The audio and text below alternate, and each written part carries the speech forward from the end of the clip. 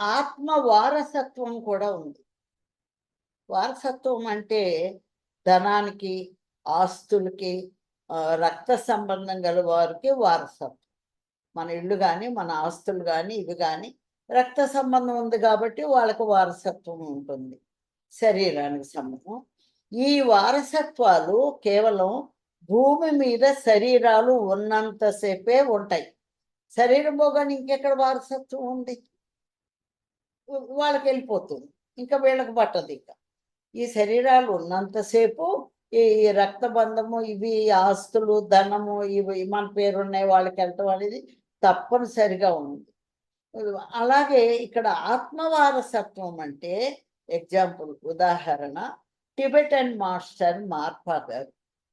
ఆ మార్పా గారు కొడుకు ఉన్నాడు, ఫ్యామిలీ ఉంది, పిల్లలున్నారు, మళ్ళీ ముఖ్యమైన శిష్యులు ఎంతోమందున్నారు. చాలా అద్భుతమైన శిష్యులు. ఎందుకంటే వారియి కూడా నేను తెలుసుకున్నాను కాబట్టి చెప్తున్నాను. అంత దగ్గర దగ్గర మార్పాగా మార్పా గారి ముఖ్య శిష్యుడు మిలారేపా లాంటి వాళ్ళు కూడా చాలామంది ఉన్నారు. ఆయనంత కష్టపడలేదు గానీ, వాళ్ళు గురువు యొక్క దీనిలో నడిచిన వాళ్ళు ఉన్నారు. కానీ మార్పా గారు వెళ్ళిపోతూ చివరికి ఏం చెప్పారంటే, "నా ఆత్మ యొక్క వారసుడు మిలారేపా మాత్రమే."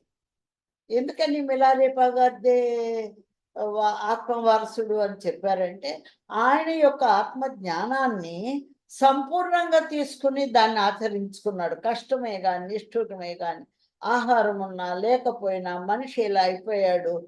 పసరిక పాములాగా ఆకులు తిని అన్నీ గురువు చెప్పినయి అన్నీ ఆచరించుకుని ఉన్నాడు కాబట్టి, రాబోయే తరంలో అద్భుతమైనటువంటియి ఆయన ఇవ్వగలడు. ప్రజానీకానికి ఇవ్వగలడు కాబట్టి, ఆయన యొక్క ఆత్మస్థితిని గమనించి, ఆయన ఆత్మ వారసుడు అని చెప్పారు. చూసారా?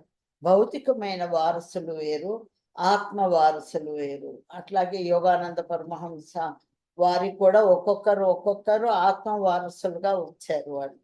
అక్కడ కుటుంబాన్ని పెట్టలేదు. కుటుంబం అనేది రక్త సంబంధం వేరే. కానీ ఆత్మ వారసులు వేరు. వారి ఆత్మ వారసుల వల్లే ప్రపంచంలో ఒక సత్యం అనేది బయటికి బహిర్గతమవుతుంది.